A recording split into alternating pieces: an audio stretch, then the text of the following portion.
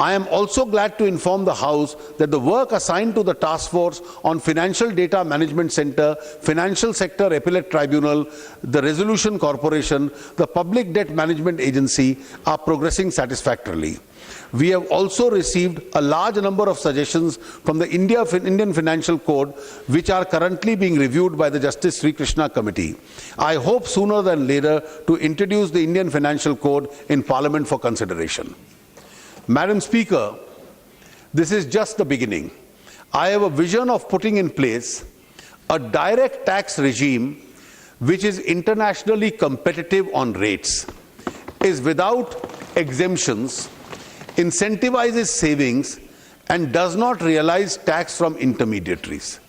Such a direct regime would be matched by a modernized indirect tax regime we are putting in place by way of GST and will bring both greater transparency and greater investment. Madam Speaker, with regard to the dormant Employees Provident Fund accounts and the claim ratios of the ESI is too well known to be repeated here. It has been remarked that both EPF and ESI have hostages rather than clients. Further, the low-paid worker suffers deductions greater than better-paid workers in percentage terms. With respect to Employees Provident Fund, the employee needs to be provided with two options. Firstly, the employee may opt for EPF or for the new pension scheme. Secondly, for employees below a certain threshold of income, contributions to EPF should be optional without affecting or reducing the employer's contribution. With respect to ESI, the employee should have the option of choosing either ESI or health insurance product recognized by the IDRA. We intend to bring amending legislation in this regard after stakeholder consultation. Madam, India is the largest consumer of gold in the world. It imports as much as 800 to 1,000 tons of gold each year.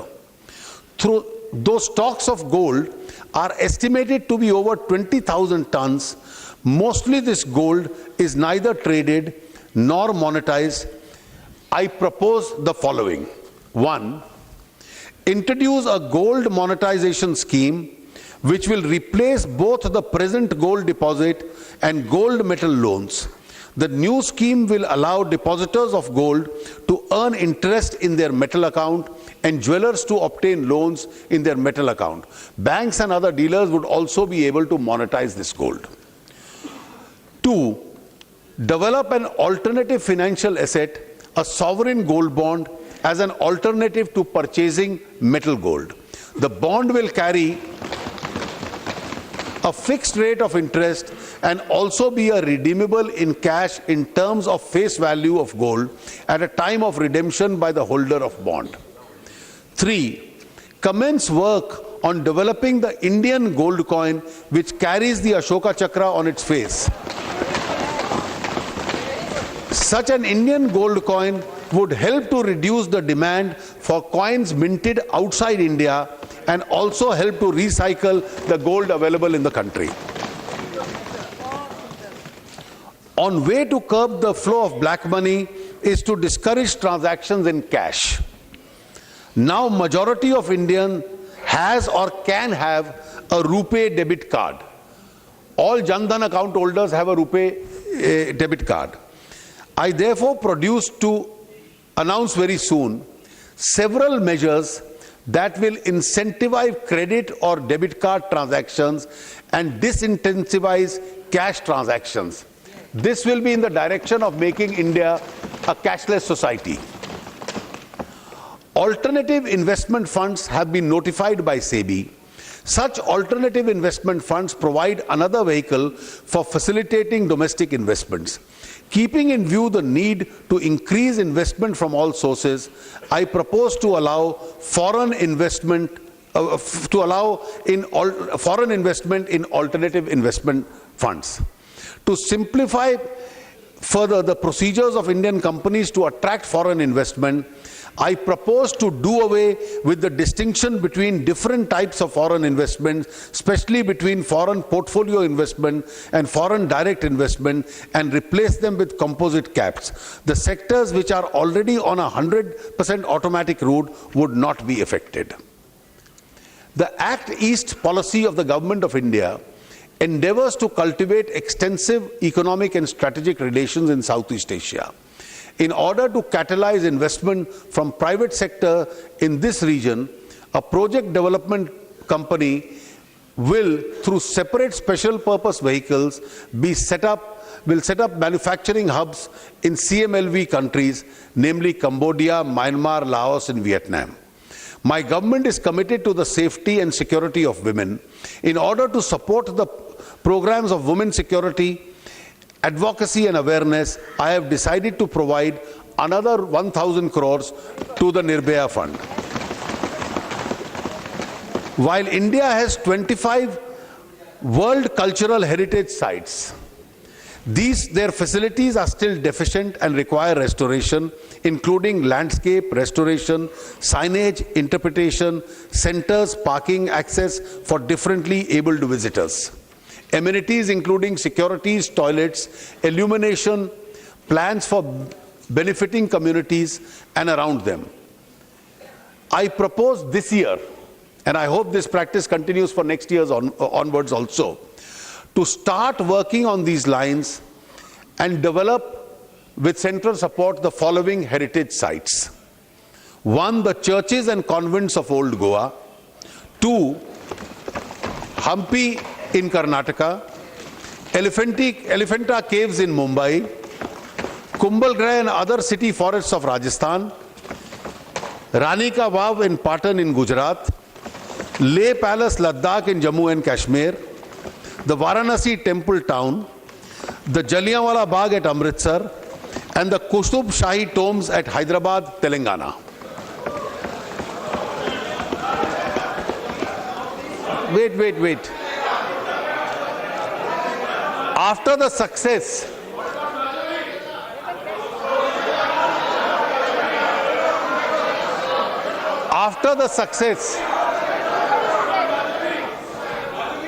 Yes.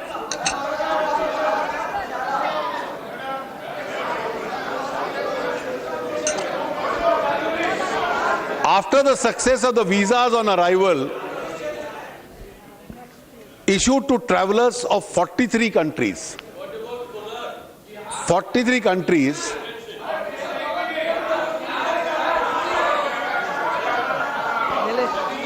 Madam, last year we had announced visas on arrival in 43 countries.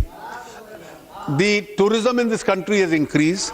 I propose to increase the countries covered under this scheme to 150 in different stages. Madam, as environment degradation hurts the poor more than others, we are committed to making our development process as green as possible. Our de facto carbon tax on most petroleum products compares favorably with international norms. With regard to coal, there is a need to balance between taxing pollution and the price of power. However, beginning this year, I intend to start on that journey too. My government is launching a scheme for faster adoption and manufacturing electric vehicles. I am proposing an initial outlay of 75 crores in this scheme for 15-16. The Ministry of New Renewable Energy has revised its target of renewable energy to 1,75,000 megawatts in 2022, comprising of 100,000 in solar, 60,000 in wind, 10,000 in biomass, and 5,000 of small hydro. Madam Speaker, we are putting the scam, scandal, and corruption raj behind us. Malfeasance in public procurement can perhaps be contained by having a procurement law and an institutionalized structure consistent with the UNCITRAL model law. I believe Parliament now needs to take a view on the need to have a procurement law, and if so, in what shape it should take. On the other hand, disputes arising out of public contracts take a long time to resolve, and the process is very costly. इसकी वजह से projects अटके रहते हैं. My government proposes to introduce a public contracts resolution of disputes bill to streamline the institutional arrangement of such disputes, to institutional arrangement for resolution of such disputes. There is also a need, I feel, to tackle the lack of common approach and philosophy in regulatory arrangements prevailing even within the different sectors of infrastructure. Our government therefore proposes to introduce a regulatory reform law and will bring about a category cogency of approach across various sectors of infrastructure. India is one of the youngest nations of the world with more than 54% of the total population below 25 years of age. Our young people have to be both educated and employable for the jobs of the 21st century. The Prime Minister has explained on how Skill India needs to be closely coordinated with Make in India. Yet today, less than 5% of our potential workforce gets formal skill training to be employable and stay employable. We will soon be launching a national skills mission through Skill Development and Entrepreneurship Ministry. The mission will consolidate skill initiatives spread across several ministries and allow us to standardize procedures and outcomes of our 31 sectors skill councils. With rural population still forming close to 70% of India's population, enhancing employability of rural youth is the key, or to unlocking India's demographic dividend. With this in mind, we have launched the Deen Dayal Upadhyaya Gramin Kushal Yojana. Rupees 1,500 crores has been set apart for this scheme. Disbursement will be through a digital voucher directly into qualified student bank account. This year, when we will be entering the 100th birth anniversary of Pandit Deen Dayal Upadhyaya, the intention of the government is to celebrate the anniversary of the great nationalist in a befitting manner. A 100th birthday celebration committee will be announced soon and adequate resources provided for the same. With a view to enable all poor and middle class students to pursue higher education in their choice without constraint of funds, I propose to set up a fully IT-based student financial aid authority to administer and monitor scholarship, as also the educational loan scheme through the Pradhan Mantri Vidya Lakshmi Karikram. We will ensure that no student misses out on higher education for lack of funds. Honorable members will remember that in the budget speech of July, I had indicated my intention to provide one major central institution to each state. Madam, इसमें कोई रह जाए तो साल के दौरान budget के बाद भी हम लोग कंसिडर कर लेंगे. In this fiscal year, I propose to set up an All India Institute of Medical Sciences in Jammu and Kashmir, Punjab, Tamil Nadu, Himachal Pradesh and Assam. Keeping in view the need to augment medical services in Bihar, jahan already AIIMS hai, I propose to set up another AIIMS-like institution in that state. I propose to set up an IIT in Karnataka, upgrade the Indian School of Mines Dhanbad to a full IIT. I propose to set up a postgraduate institute of horticulture research in Amritsar. IIMs will be set up in Jammu and Kashmir and Andhra Pradesh. In Kerala, I propose to upgrade the existing National Institute of Speech and Hearing into a University of Disability Studies and Rehabilitation. I am also proposing 3 new national institutions of pharmaceutical education and research in Maharashtra, Rajasthan and Chhattisgarh, and institutions of science and educational research in Nagaland and Odisha. I am also proposing for Northeast to set up a center for film production, animation and gaming in Arunachal Pradesh, and an apprentice training institute for women in Haryana and Uttarakhand. In order to improve the governance of public sector banks, the government intends to announce an autonomous bank board bureau. The bureau will search and select heads of public sector banks and help them in developing differentiated strategies of capital raising plans through innovative financial methods and instruments. This would be an interim step toward establishing a holding and an investment company for banks. Madam, I would like to inform the House that we are making good progress on Digital India.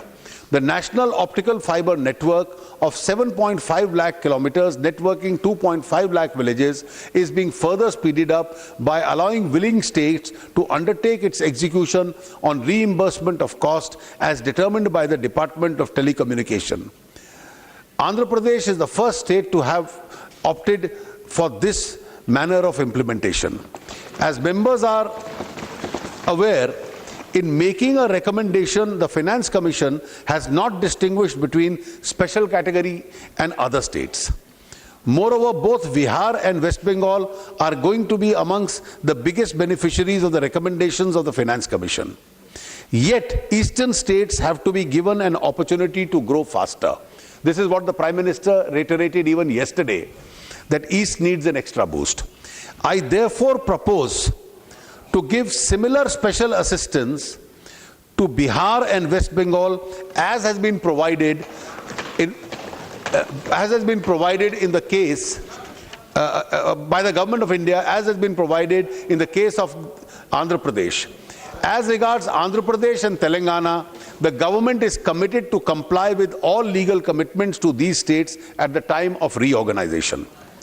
In spite of large devolution of states to the states, which implies reduced fiscal space for the center, in the same proportion, we are committed to the welfare of the poor and neo-middle class.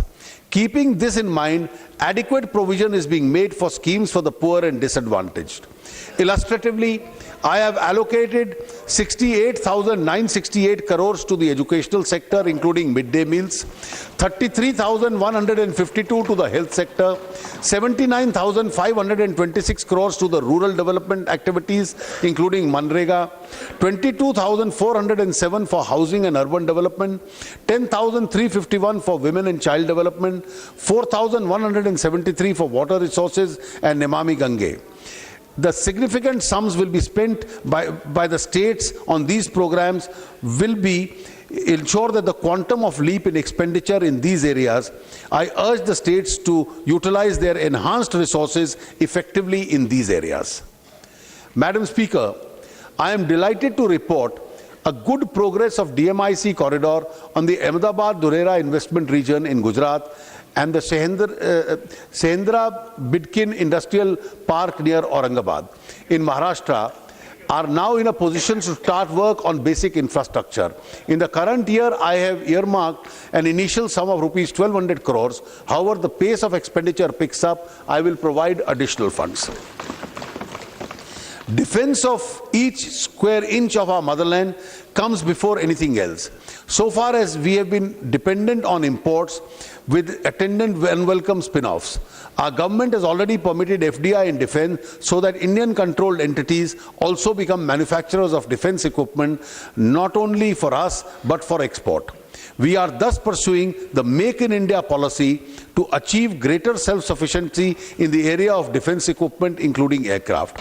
Members of this august House would have noted that we have been both transparent and quick in making defense equipment related purchase decisions.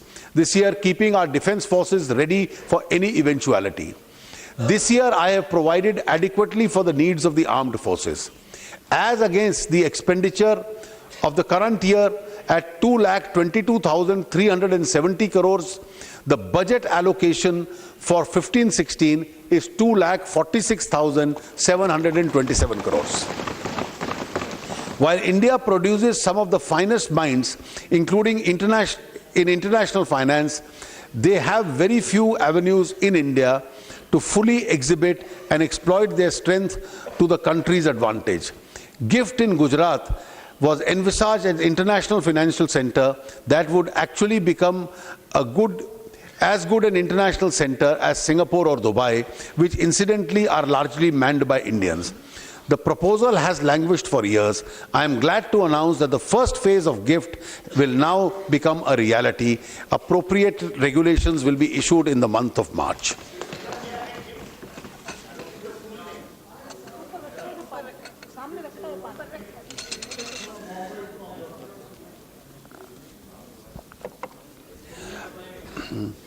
For the resolution of commercial disputes, the government proposes to set up exclusive commercial divisions in various high courts in India based on the recommendations of the 253rd report of the Law Commission. The government proposes to introduce a bill in Parliament after consulting stakeholders.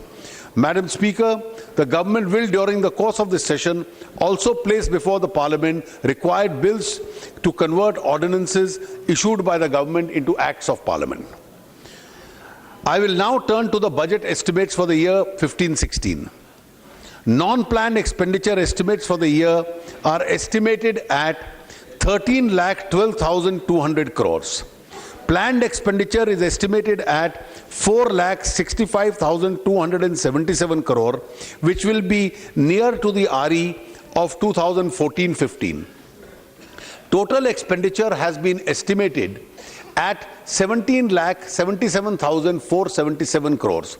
The requirements of expenditure on defense, internal security, and other necessary expenditures are being provided. Gross tax receipts are estimated at 14,49,490 crores. Devolution to the states is estimated to be at 5,23,958 crores. Share of the central government will be 9,19,842 crores. Non-tax revenues for the next fiscal are estimated to be 2,21,733 crores. With the above, the fiscal deficit will be 3.9% of GDP and revenue deficit will be 2.8% of GDP. Madam Speaker, I now turn to my tax proposals. Taxation is an instrument of social economic engineering. Tax collections help the government to provide education, healthcare, housing, and other basic facilities to the people to improve their quality of life and to address the problems of poverty, unemployment, and slow development. To achieve these objectives, it is our endeavor in the last 9 months to foster a stable taxation policy, a non-adversarial tax administration. A very important dimension to our tax administration is the fight against the scourge of black money. A number of measures have already been taken in this direction. I propose to do much more. We need to revive growth and investment to ensure that more jobs are created for our youth and benefits of development reach millions of our people. We need to enable tax policy for this. I have already introduced a bill to amend the Constitution of India for goods and services tax in the last session of this August House. GST is expected to play a transformative role in the way of our economy functions. It will add buoyancy to our economy by developing a common Indian market and reducing the cascading effect of the cost of goods and services. We are moving on various fronts to implement GST from next year. We need to match this transformative piece of legislation in indirect taxation and transformative measures in direct taxation. The basic rate of corporate tax in India is 30%. It is higher than the rates prevalent in other major Asian countries, making our domestic industry uncompetitive. Moreover, the effective collection of corporate tax is only 23%. We lose out on both counts. We are considered as having a high corporate tax regime, but we do not get that tax due to excessive exemptions. A regime of exemptions has led to pressure groups, litigations, and loss of revenue. It has also given room for avoidable discretion. I therefore propose to reduce the rate of corporate tax for 30% to 25% over the next 4 years. This will lead to higher level of investment, higher level of growth, and more jobs. This process of reduction has to be necessarily accompanied by rationalization and removal of various kinds of exemptions and incentives for corporate taxpayers, which incidentally account for a large number of tax disputes. I wanted to start the phased reduction of corporate tax and the phased elimination of exemptions right away. But I thought it would be appropriate to give advance notice of these changes, which will start from next financial year onwards. Our stated policy is to avoid surprises and instability in tax policy. Exemption to individual taxpayers will, however, continue since they facilitate savings and get transferred to investment and economic growth. While finalizing my tax proposals, I have adopted certain broad themes, which include measures to curb black money, job creation through revival of growth and investment and promotion of domestic manufacturing and Make in India, minimum government and maximum governance to improve the case of doing business, benefits to middle-class taxpayers, improving the quality of life and robust health through Swachh Bharat initiatives, standalone proposals to maximize benefits to the economy. Madam Speaker, the first and foremost pillar of my tax proposals is to effectively deal with the problem of black money, which eats into the vitals of our economy and society. The problem of poverty and inequity cannot be eliminated unless generation of black money and its concealment is dealt with effectively and forcefully. In the last 9 months, several measures have been initiated in this direction. A major breakthrough was achieved in October 2014 when a delegation of the Revenue Department visited Switzerland and Swiss authorities agreed to provide information in respect of cases independently investigated by Income Tax Department, confirm the genuineness of bank accounts and provide non-banking information, provide such information in a time-bound manner, commence talks with India for automatic exchange of information between the two countries at its earliest. Investigation into cases of undisclosed foreign assets has been accorded the highest priority, resulting in detection of substantial amounts of unreported income. For strengthening collection of information from various sources domestically, a new structure is being put in place, which includes electronic filing of statements by reporting entities. This will ensure seamless integration of data and more effective enforcement. Tracking down black money and bringing wealth back to wealth which legitimately belongs to this country is our abiding commitment. Recognizing the limitations under existing legislation, we have taken a considered decision to enact a comprehensive new law on black money to deal with monies which are stashed abroad. To this intent, I propose to introduce the bill in the current session of Parliament. With your permission, Madam Speaker, I would like to give some highlights and key features of the proposed bill. Concealment of income and asset and evasion of tax in relation to a foreign asset will be prosecutable with punishment of rigorous imprisonment up to 10 years. This offence will be made non-compoundable. The offender will not be permitted to approach the Settlement Commission. Penalty for such concealment of income and assets will be at the rate of 300% of the tax shall be levied. Non-filing of return or filing of return with inadequate disclosures of foreign asset will be liable for prosecution and punishment of rigorous imprisonment up to 7 years. Income in relation to undisclosed foreign asset or undisclosed income from any asset will be taxable at the maximum marginal rate.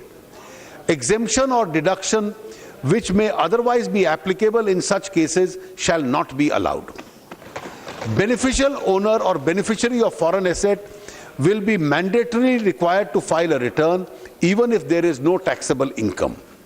Abettors of such offences, whether individuals, entities, banks or financial institutions, will be liable for prosecution and penalty.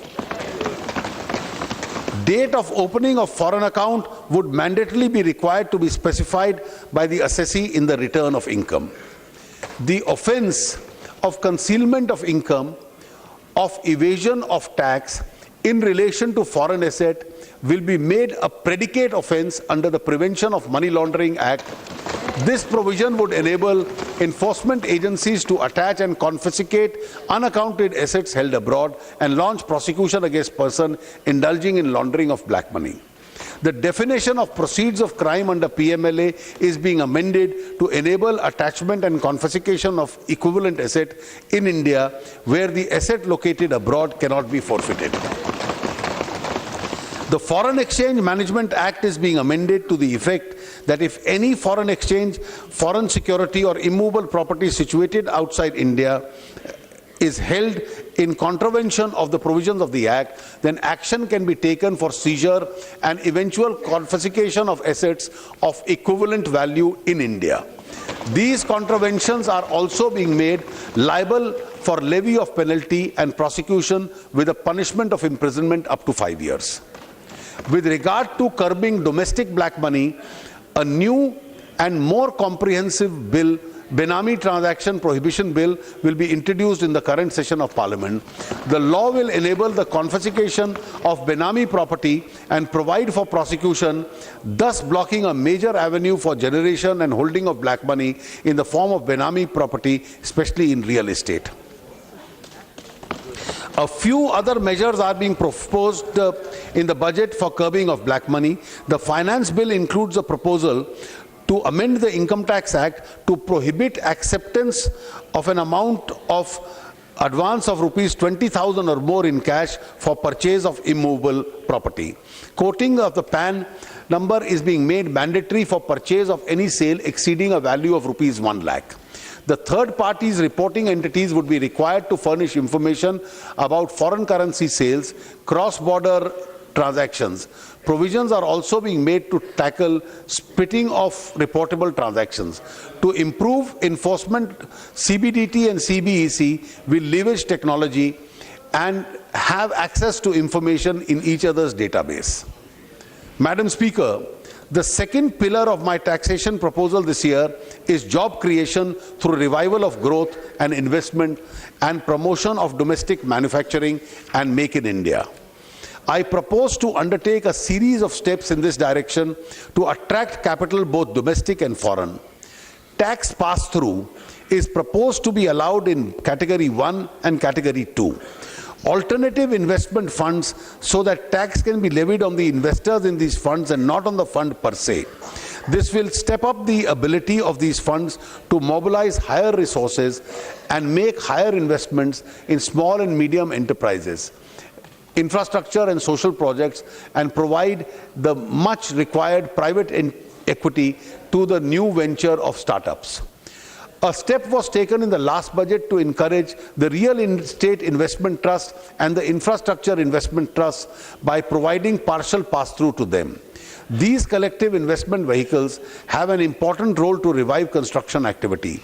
A large quantum of funds are unlocked in various completed projects which need to be released to facilities, new infrastructure projects to take off. I therefore propose to rationalize the capital gains regime for the sponsors existing at the time of listing of the units of REITs and InvITs subject to the payment of security transaction tax. The rental income from REITs from their own assets will have a pass-through facility. The present taxation structure has an inbuilt incentive for fund managers to operate from offshore locations. To encourage such offshore fund managers to relocate back to India, I propose to modify the permanent establishment norms to the effect that mere presence of a fund manager in India would not constitute a permanent establishment of the offshore fund, resulting in adverse tax consequences. Implementation of general anti-avoidance rule has been a matter of public debate. The investment sentiment in the country has now turned positive and we need to accelerate this momentum. There are also certain contentious issues relating to GAR which we need to resolve. It has therefore been decided to defer the applicability of GAR by 2 years. Further, it has also been decided when implemented that GAR would apply prospectively to investments made on or after 1/4/2017. Today, I see a lot of young entrepreneurs running businesses, ventures, and wanting to start new ones. They need latest technology. Therefore, to facilitate technology inflow into the businesses at low cost, I propose to reduce the rate of income tax on royalty fees for technical services from 25% to 10%. To generate employment opportunities, it is proposed to extend the benefit of deduction of employment of new regular workmen to all business entities. The eligibility threshold of minimum 100 workmen is being reduced to 50. The role of indirect taxes has also been very important in the context of promotion of domestic manufacturing and Make in India.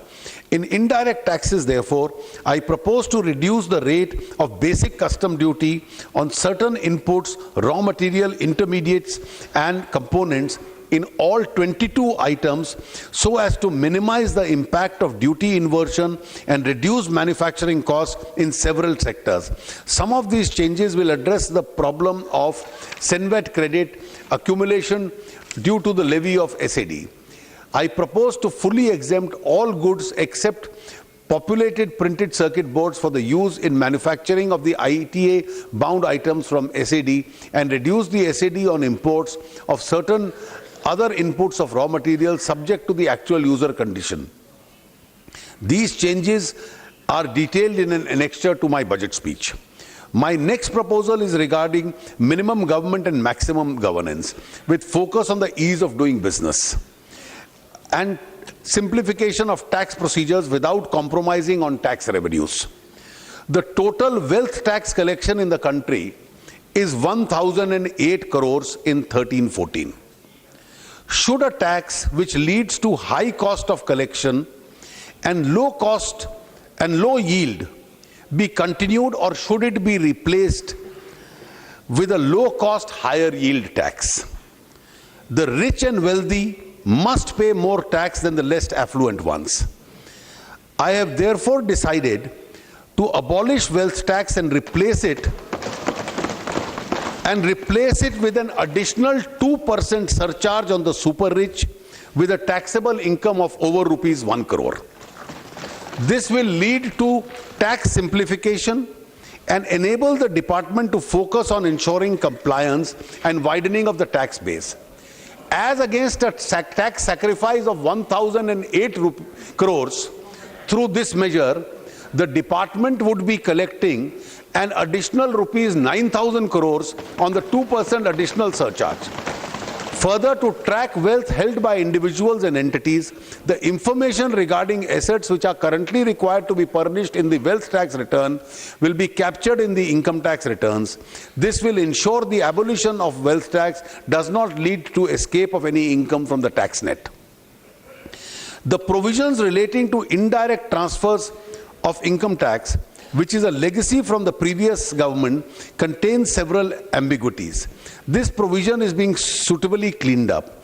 Further concerns regarding applicability of indirect transfers, provisions to dividends paid by foreign companies to their stakeholders will be addressed by the CBDT through a clarificatory circular. These changes would eliminate the scope for discretionary exercise of power and provide a hassle-free structure to the taxpayers. I reiterate what I have said in the last budget, that ordinarily retrospective tax provisions adversely impact on stability and predictability of the taxation regime, and resort to such provisions shall be avoided. Further, to reduce associated hassles to smaller taxpayers and compliance of cost in domestic transfer pricing, I propose to increase the threshold limit from rupees 5 crores to 20 crores. In order to rationalize the MAT provisions for FIIs, profits corresponding to their income from capital gains on transactions in securities which are liable to tax at a lower rate shall not be subject to MAT. The Tax Administration Reforms Commission has given a number of recommendations to improve administration in tax department. These recommendations are in the advanced stage of examination and will appropriately be implemented during the course of the year. As a part of the GST, I had proposed to subsume educational cess and the secondary and higher educational cess in the central excise duty. In effect, the general rate of central excise duty of 12.36% including cess is now being rounded off to 12.5%. I propose to revise the specific rate of central excise duty in certain other commodities as detailed in the annexure. However, in the case of petrol and diesel, such specific rates are being revised only to the extent of subsuming the quantum of educational cess presently levied on them, keeping the total incidence of excise duties unchanged. The ad valorem rate of excise duties lower than 12% and those higher than 12% with a few exceptions are not being increased.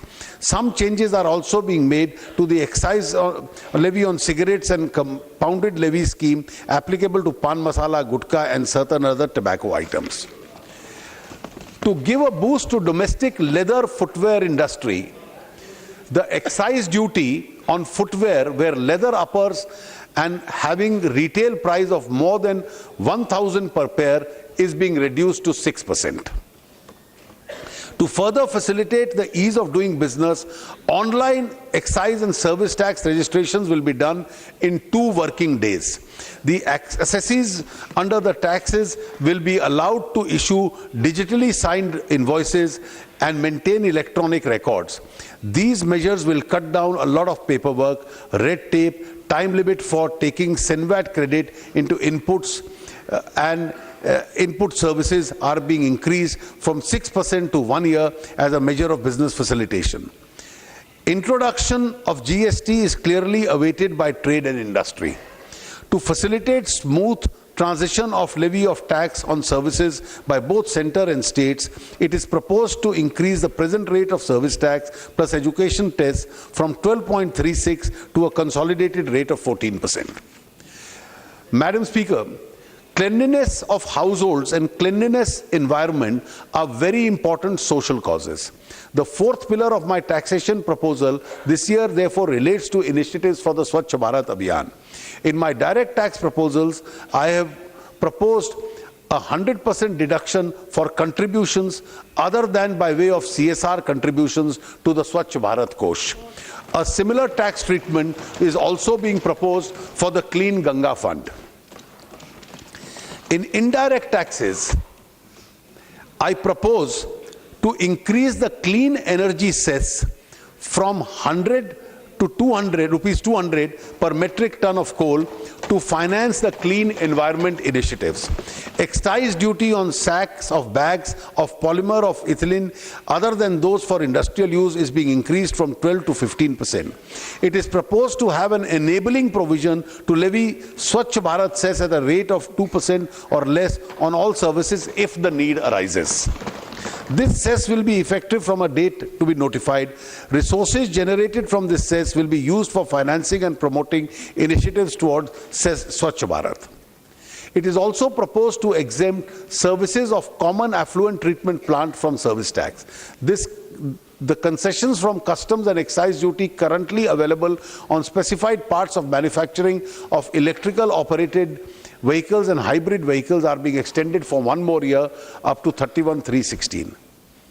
Madam, the 5th pillar of my taxation proposal this year is extension of benefits to the middle class taxpayers.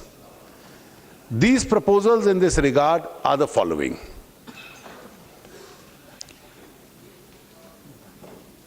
Increase in limit of deduction of health insurance premium from 15,000 to 25,000 rupees. Madam, this is being done to encourage people to take health insurances as a part of our social security program. This will also enable a tax rebate.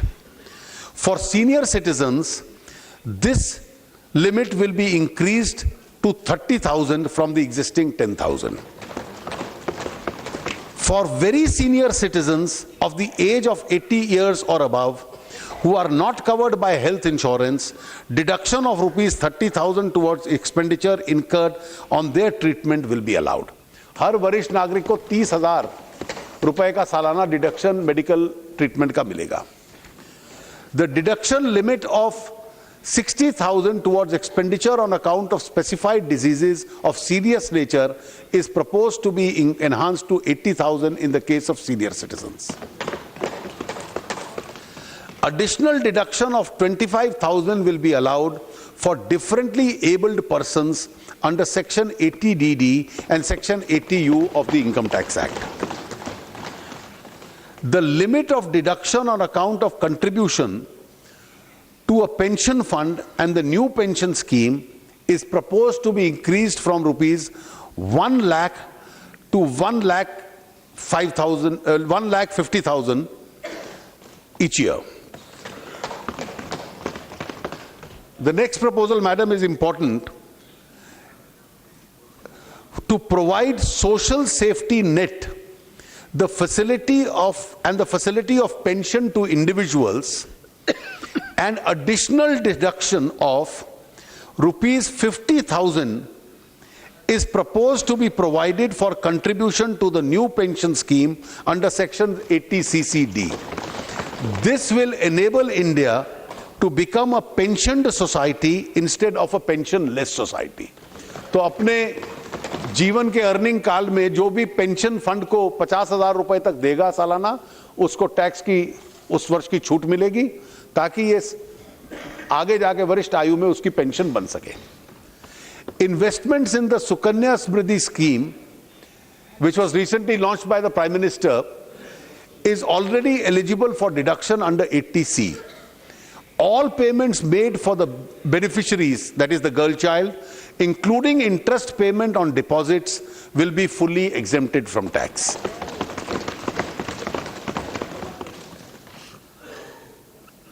Transport allowance, which is allowed to all taxpayers and is currently at rupees 800 per month. Transport allowance exemption is being increased from rupees 800 to rupees 1600 per month. For the benefit of senior citizens, service tax exemption will be provided on the Varisht Bima Yojana. Madam Speaker, I am giving these concessions to individual taxpayers despite inadequate fiscal space, after taking into account the tax concessions given to the middle class payers in my last budget and in the present one, including the earlier concessions. An individual taxpayer can now get a benefit up to rupees 4,44,200 as detailed in the annexure. As and when my fiscal capacity improves, individual taxpayers will have a lot to look forward to. Madam Speaker, there are several standalone proposals relating to taxation. These include conversion of existing excise duty on petrol and diesel to the extent of rupees 4 per litre to road cess to fund investment in roads and other infrastructure. ये जो कल विषय उठे यहाँ पर कि दुनिया में तेल की कीमत में कमी हुई है, जो उपभोक्ता को भी दिया है, उसमें से कुछ लाभ हाईवे कंस्ट्रक्शंस के लिए और रेलवेज के लिए भी उसका प्रयोग होगा. An additional sum of rupees 40,000 will be made available through this measure to these sectors. In service tax, exemption is being extended to certain pre-cold storage services in relation to fruits and vegetables so as to incentivize value addition in the crucial sector. The negative list under the service tax is being slightly pruned and certain other exemptions are being withdrawn to widen the tax base. Yoga is India's well-acknowledged gift to the world. It is proposed to include yoga within the ambit of charitable purposes of Section 215 of the Income Tax Act. Further, to mitigate problems faced by many genuine charitable organizations, it is proposed to modify ceiling on receipts from activities in the nature of trade, commerce, business to 20% of the total receipts from existing ceiling of 25 lakhs. A national database on the non-profit organization is being developed. Enactment of the direct tax code has been under discussion for quite some time. Most of the provisions of the Direct Tax Code have been included in the Income Tax Act. Amongst the very few aspects of the DTC which were left out, we had addressed some issues in the present budget. Further, jurisprudence on income tax is well evolved. Considering these aspects, there is no great merit in going ahead with the Direct Tax Code as it exists today. Madam, the detailed direct and indirect proposals are given in the annexure to the budget speech and the other budget documents which are being laid on the table of the House. My direct tax proposals would lead to a loss of revenue of rupees 8,315 crore, whereas my proposal in indirect will yield rupees 23,383 crores. The net impact of my all tax proposals would be a revenue gain of 15,068. To conclude, Madam, it is no secret that expectations from this budget have been high. People who urge us to undertake big bang reforms also say that the Indian economy is a supergiant which moves slowly but surely. Even our worst critics would admit that we have moved rapidly. In this speech, I have clearly outlined not only what we are going to do immediately, but also a roadmap for the future. I think I can genuinely stake for our government a claim of intellectual honesty. We have been consistent in what we have said and what we are doing.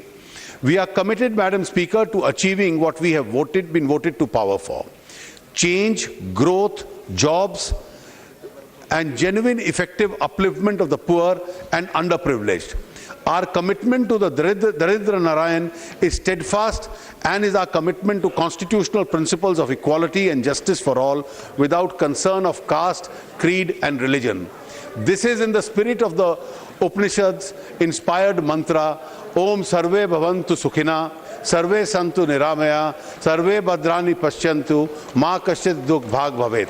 With these words, Madam, I commend the budget to this Honourable House.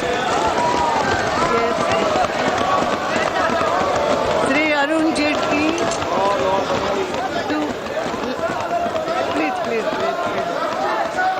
to lay on the table the statements under section fiscal responsibility. Madam Speaker, yes. I wish to present a statement of the estimated receipts and expenditure of the Government of India for the year 2015-16. Now to move for leave to introduce the final. Madam Speaker, I beg to lay on the table of the House the following statements under Section 3(1) of the Fiscal Responsibility and Budget Management Act 2003. 1. Macroeconomic Framework Statement. 2. Medium-term Fiscal Policy Statement. And 3. Fiscal Policy Strategy Statement. Yes. Now to move for leave to introduce the finance bill, please. Sri Jaitley, move to introduce the finance bill. Madam, I move for leave to introduce the Finance Bill 2015. Yes. The question is that leave be granted to introduce the Finance Bill 2015. Those in favor may say aye. Those against may say no. I think the ayes have it. The ayes have it. The leave is granted. The Minister may now introduce. Madam, I introduce the bill. Yes. Honorable members, one observation.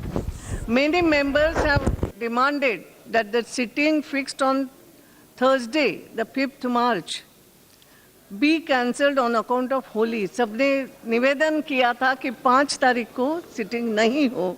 आप सबका निवेदन स्वीकृत करते हुए मैं announce कर रही हूँ कि 5 मार्च को जो सिटिंग हाउस का था वो कैंसिल कर दिया जाता है. The House stands adjourned to meet again on Monday, the 2nd March 2015, 11 a.m.